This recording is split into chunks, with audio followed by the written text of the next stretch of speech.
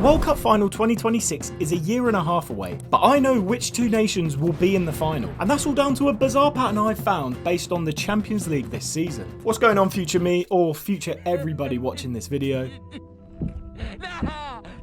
It is February 27th, 2025. It's about a year and a half from the World Cup final in 2026 in the Americas. And today we're going to predict that final through a historic trend which has happened over and over again in the 21st century. You see, since 2001, a bizarre pattern has emerged. One of the clubs who features in a Champions League final the year before a World Cup year ends up being a nation who features in the World Cup final the year after. Confusing, I know, but bear with me. In 2001, the Champions League final was between Bayern Munich, a German team, and Valencia, a Spanish team. And the year after, Germany played Brazil in the World Cup final. In 2005, the Champions League final was between Milan, an Italian team, and Liverpool, an English team. And the year after, Italy played France in the World Cup final. In 2009, the Champions League final was between Barcelona, a Spanish team, and Manchester United, an English team. And a year after, the World Cup final was between Spain and the Netherlands. The pattern goes on. In 2013, the Champions League final was between Bayern and Dortmund, two German teams, and who was in the final in 2014? Germany v Argentina. The only exception of this was 2017 when Juventus played Real Madrid,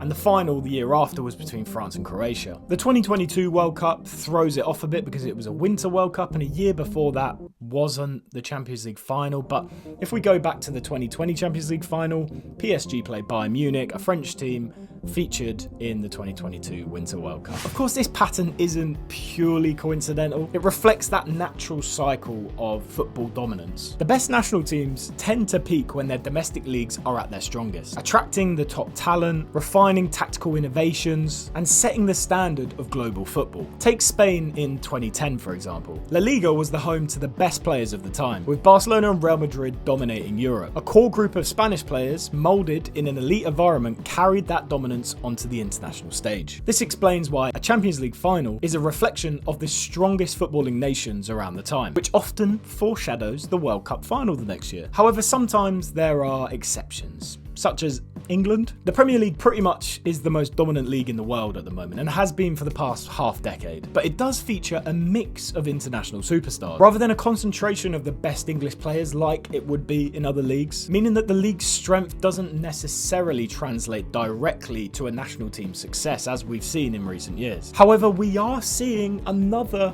English golden generation, with a lot of English talent representing the Premier League in comparison to years gone by. This could suggest that while the Premier League remains at the top, the next World Cup finalists could come from a league with a stronger domestic core, potentially like Italy's Serie A with a lot of Italians, or La Liga's Spanish players. But with that aside, does this mean that we can predict the World Cup next year based on who wins the Champions League this year? The favourites left in this current Champions League knockouts are Real Madrid from Spain and Liverpool from England on one side of the draw, and say Inter from Italy and Barcelona from Spain on the other side of the draw. For example, if we saw a Real Madrid v Barcelona El Clasico final, you could make a pretty strong case for Spain being in the World Cup next year. Or if Liverpool make the Champions League final, it could translate to England featuring in the World Cup final. Of course, we don't know what's going to happen this year, and that's the fun of making this video so early on. In 3 or 4 months, we might have a better understanding of what's going to happen. And of course, this only accounts for Europe, not South America or the rest of the world. But if we follow a trend which shows that South American teams usually reach the final every other tournament, Argentina made the 22 final, so to say they'd reach the 26 final wouldn't be following a trend. However, it is in the Americas, so we'll have to wait for some more insight. But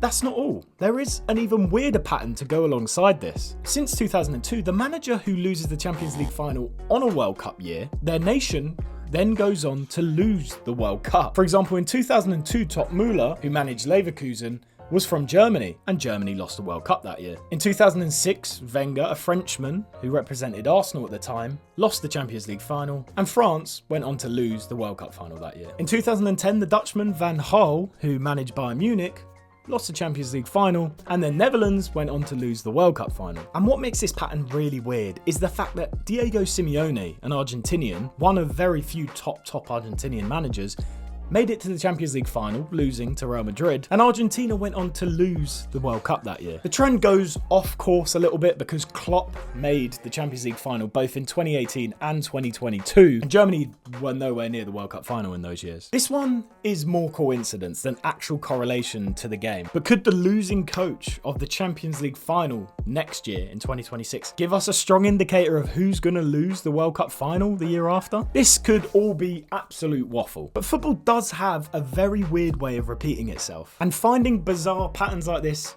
is really fun, I think, because look how smug I'll look next year. I guess we'll have to wait and see, but if I was to give it a good guess, I could see Liverpool making the Champions League final this year versus potentially, you could say Barcelona, but if Barcelona meet Inter Milan, that low block will really go against Flick's high line. But we'll say Barcelona anyway, so we could see Liverpool, an English team, versus Barcelona, a Spanish team, in the final. That's a final that I think makes a lot of sense.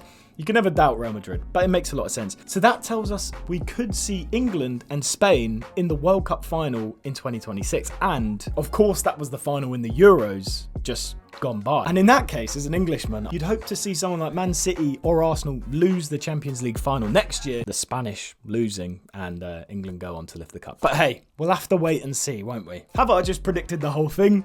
Who knows? Nostradamus. I'm not from the future,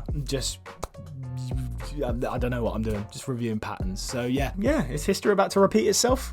I guess we'll have to wait till next year to find out. Hope you enjoyed this video, and I'll catch you in some more mysterious pattern reviewing shite on this channel. Keep waffling.